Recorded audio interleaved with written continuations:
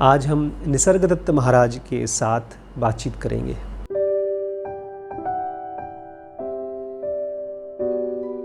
Meditation एक दरवाज़ा है, एक हाईली स्पेशलाइज्ड एक्टिविटी या वे ऑफ लाइफ है, वे ऑफ लिविंग है, जिसके ज़रिए इस दुनिया से उस दुनिया का दरवाज़ा खुलता है।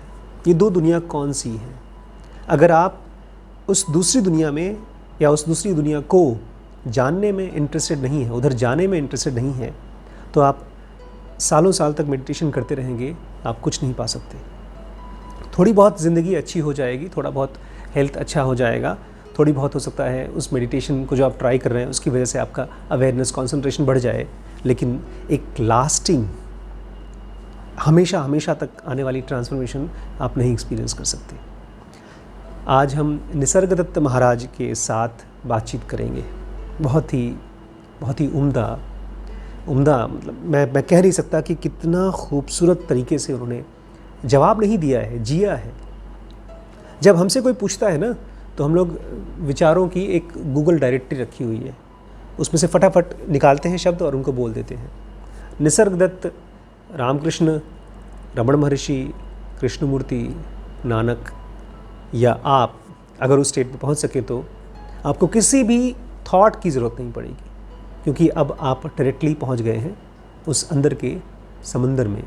समंदर भी छोटा शब्द है, अंदर के एक ऐसी वास्ट स्टेट में जिसको लोगों ने जब कुछ समझ में नहीं आया तो उन्होंने नाम दिया होगा ईश्वर, गॉड।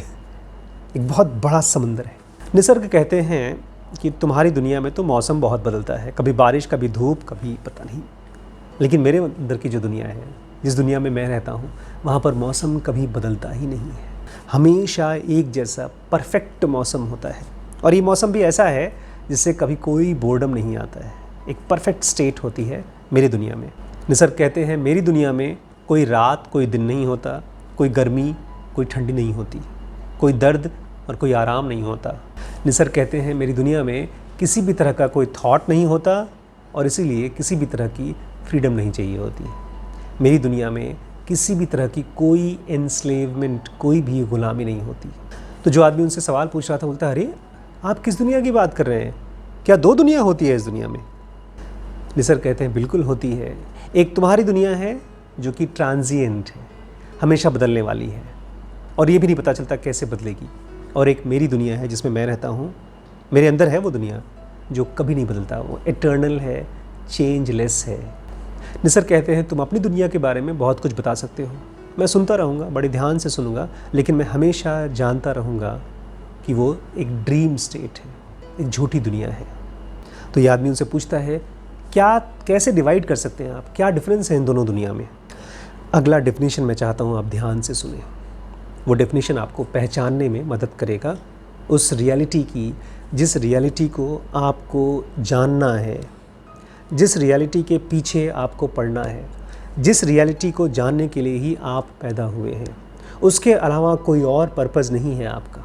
वो घर है जिस घर में आपको जाना है, उस घर का पता बताया जा रहा है। निसर्ग बताते हैं अंदर की दुनिया जिसमें वो रहते हैं, जिसमें रमण रहते हैं, जिसमें सारे एनलाइटन मास्टर्स रहते हैं, उस दुनिया का कैरेक्टरिस्टिक क्या है, उसकी रूप कैसी है, उसका माहौल कैसा है। बोलते हैं मेरे दुनिया की जिसमें मैं रहता हूँ उसका कोई कैरेक्टरिस्टिक नहीं है, उसको तुम किसी भी तरह के कोई भी शब्द से एक्सप्रेस नहीं कर सकते। मैं ही अपनी दुनिया हूँ, मैं ही वो पूरी की पूरी दुनिया हूँ जिसमें मैं रहता हूँ। मेरे से वो मेरी दुनिया अलग नहीं है, वो कंप्लीट है और परफेक्ट है। ये सारे के सारे शब्द कम पड़ जाते हैं जब कोई आदमी अपने इंटरनल स्टेट, जो परमानेंट स्टेट है, उसके बारे में बताता है, तो उसको बड़ी मुश्किल होती है। पर एक बहुत ख़ास क्वालिटी है, सारे इम्प्रेशंस जो वहाँ पर क्रिएट होते हैं मेरी दुनिया में, वो सब इरेज कर दिए जाते हैं। वहाँ पर सारे एक्सपीरियंसेस रिजेक्ट कर दिए जाते हैं। क्या मतलब है?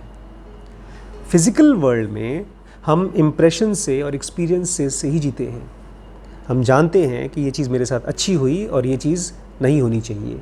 हम जानते हैं कि मुझे ये चाहिए था लेकिन ये नहीं मिला, और वो नहीं चाहिए था इसलिए वो होना चाहिए। लेकिन जो इंटरनल दुनिया है उसके दो क्राइटेरियाज़ हैं। एक, सारे के सारे एक्सपीरियंसेस तो होते हैं लेकिन वो इरेज हो जाते हैं तुरंत के तुरंत, क्योंकि उनकी बहुत ज़रूरत नहीं पड़ती। और जो भी एक्सपीरियंसेस आप गैदर करते हैं उसको भी छोड़ दिया जाता है, वहीं का वहीं छोड़ दिया जाता है। फिर लास्ट में निसर्ग कहते हैं कि मुझे किसी भी चीज़ की ज़रूरत नहीं है, मेरे खुद की भी ज़रूरत नहीं है, इसलिए अंदर की स्टेट को एक सेल्फलेस स्टेट कहा गया है, एक एटर्नल स्टेट कहा गया है, एक नथिंगनेस कहा गया है। तो आदमी पूछता है, अरे गॉड तो बोलेंगे आप अपने अंदर की स्टेट को, कि गॉड भी नहीं बोलेंगे? निसर्ग कहते हैं ये शब्द तुम्हारे हैं, पता नहीं तुम लोग क्या चीज़ समझाना चाहते हो, क्या बोलना चाहते हो गॉड शब्द से। कोई भी शब्द मेरे अंदर की स्टेट को एक्सप्रेस करने के लिए काबिल नहीं है। मेरे अंदर की स्टेट सिंगल है और कंप्लीट है। इस फिज़िकल वर्ल्ड में तो हम लोग हमेशा इनकम्प्लीट महसूस करते हैं, कमज़ोरी महसूस करते हैं, दुख फ्रस्ट्रेशन महसूस करते हैं, बीच बीच में कभी कभार गैप मिल जाता है खुशी का या प्लेजर का, बट ओवरऑल अगर ज़िंदगी देखें तो अकेलापन और कमज़ोरी। लेकिन ये निसर्ग कहते हैं मेरे अंदर की स्टेट परफेक्ट है, उसको किसी भी चीज़ की ज़रूरत नहीं है। आदमी कहता है इसका मतलब आपके दुनिया में जहाँ आप वास करते हैं वहाँ कुछ होता ही नहीं है। रमण कहते हैं जो कुछ होता है तुम्हारी दुनिया में होता है, और वहीं पर तुम्हारे रिस्पॉन्सेस भी होते हैं। अच्छी चीज़ें होती हैं, तुम अच्छे से रिस्पॉन्स करते हो, ख़राब चीज़ें होती हैं, ख़राब रिस्पॉन्स करते हो। इनफैक्ट उल्टा है, तुम्हारे रिस्पॉन्स के हिसाब से तुम चीज़ों को अच्छी या ख़राब बोलते हो। तुम्हारी दुनिया में भी ऐसा कुछ होता है नहीं, पर तुम्हारे रिस्पॉन्सेस के हिसाब से तुम उनको डिसाइड करते हो, जज करते हो।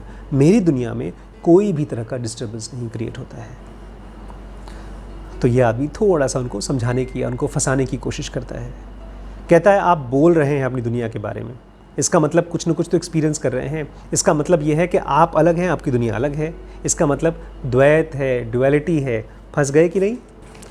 कहते हैं बिल्कुल फंस गया भाई, लेकिन इसलिए क्योंकि मैं तुमसे बात कर रहा हूँ। अगर तुम मेरे पास नहीं होगे तो मेरे लिए इन शब्दों की या इसको बोलने की कोई आवश्यकता नहीं है। बोलते हैं एक और बड़ा डिफरेंस तुम्हारी दुनिया में और मेरी दुनिया में है कि तुम्हारी दुनिया में केवल शब्दों की वैल्यू है और मेरी दुनिया में केवल साइलेंस की वैल्यू है। यहाँ पर शब्दों की बहुत पूछ नहीं है। तुम्हारी दुनिया में कोई भी चीज़ बचती नहीं है, मेरी दुनिया में कोई चीज़ बदलती नहीं है। इसीलिए मेरी दुनिया रियल है और तुम्हारी दुनिया स्वप्न की है। तो कहता है लेकिन हम लोग बात तो कर रहे हैं, शब्दों की वजह से ही तो बात कर रहे हैं। तो हाँ, क्योंकि मैं तुम्हारी दुनिया में उतर कर तुमसे बात कर रहा हूँ। जैसे किसी छोटे बच्चे को उसकी भाषा में बात करना होता है, ऐसे ही मैं तुमसे बात कर रहा हूँ। मेरे लिए किसी शब्द की कोई आवश्यकता नहीं है, क्योंकि मैं कंप्लीट हूँ, फुलनेस है मेरे अंदर में। पेट के अंदर भूख होती है तो खाना चाहिए होता है, ऐसे ही मन में उलझन होती है तो उसको शब्दों की ज़रूरत पड़ती है। मेरे अंदर में जैसे पेट की भूख शांत हो जाती है, ऐसे ही एक इटर्नल शांति है। कुछ भी चाहिए नहीं मुझे, इसलिए कोई शब्द की ज़रूरत नहीं पड़ती है। केवल जब दूसरों से बात करना होता है तो मुझे शब्द क्रिएट करना होता है उसी साइलेंस में से। और तुम मेरी दुनिया को तब तक नहीं जान सकते जब तक तुम अपनी दुनिया को छोड़कर यहाँ आने को राज़ी नहीं हो। इस आदमी के मन में भी वही सवाल आया जो आपके मन में होगा। इसने कहा मुझे लगता है महाराज आप अकेले हैं अपनी दुनिया में, बस और कुछ नहीं। निसर्ग कहते हैं ऐसे कैसे बोल सकते हो कि मैं अकेला हूँ या अकेला नहीं हूँ, क्योंकि ये सारे के सारे शब्द मेरे अंदर की स्टेट पर अप्लाई नहीं करते हैं। बिल्कुल मैं अकेला हूँ, क्योंकि मैं ही सब कुछ हूँ। क्या तुम ये बोल सकते हो कि तुम अपनी उंगली में हो या अपने आँखों में हो, तुम अपने पूरे शरीर में हो? ऐसे ही मैं अपने अंदर की पूरी दुनिया में हूँ और कंप्लीट हूँ। तो ये आदमी पूछता है क्या आप अपनी दुनिया से हमारी दुनिया में आते हैं? क्या बोला होगा उन्होंने कहा कहाँ से आना, कहाँ जाना? मेरे लिए तुम्हारी दुनिया और मेरी दुनिया में कोई डिफरेंस नहीं है, क्योंकि तुम्हारी दुनिया मेरे लिए झूठ है और मेरी दुनिया रियलिटी है। तो कहाँ से कहाँ आना, कहाँ जाना? फाइनली इस आदमी के मन में जो डेस्परेटनेस थी, जो दुख था, जो फ्रस्ट्रेशन था, वो एक सवाल बन के निकला। इसका सवाल था कि आपकी अंदर की दुनिया मेरे किस काम की? एक ये डेस्परेटनेस की तरह सवाल उठा था, लेकिन निसर्ग ने बहुत ही कामली और बहुत जेन्युइन क्वेश्चन दिया। उन्होंने कहा तुम मेरी दुनिया के बारे में केवल जानो कि वो एग्जिस्ट करता है, और तुम्हें एग्जामिन मेरी तो कर नहीं सकते, अपनी दुनिया को बहुत ध्यान से एग्जामिन करो, क्रिटिकली एग्जामिन करो, एक एक कतरा कतरा पहचानो।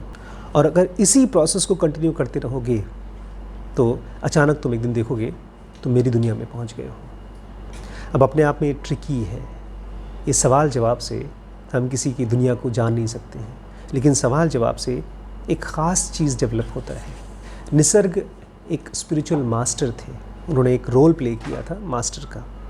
ऐसे बहुत से मास्टर्स हैं, बहुत कुछ बोल के जाते हैं, लेकिन उससे हमारे अंदर में कुछ क्लैरिटी आती नहीं है। लेकिन मैं चाहता हूँ आपके अंदर में एक क्वेश्चन उठे, क्या रियलिटी कोई और चीज़ है? क्या रियलिटी को जाना जा सकता है? क्योंकि मेडिटेशन का सोर्स ही वही है। जैसे कोई आदमी को बहुत एनर्जी चाहिए होती है, अगर कहीं आग लगी है तो उसके अंदर में एक्स्ट्रा एनर्जी आ जाती है आग को, अपने परिवार को, अपने सामान को बचा करके वहाँ से हटाने के लिए। ऐसे ही बहुत एक्स्ट्रा एनर्जी चाहिए होती है अगर आप मेडिटेशन में जाना चाहते हैं, जैसे धारणा, ध्यान, समाधि में जाना चाहते हैं। केवल बातों से नहीं होता, उसके लिए बहुत ऊर्जा चाहिए होती है। लेकिन उस ऊर्जा से भी पहले मन में एक क्वेश्चन उठना चाहिए, क्या सचमुच में दो दुनिया है, एक रियल, एक नॉन रियल? और अगर है तो इन दोनों के बीच का डिफरेंस क्या है? जब तक ये सवाल आपके मन में नहीं आएगा तब तक आपकी जर्नी स्ट्रांग नहीं होगी, तब तक मेडिटेशन शुरू नहीं हो पाएगा।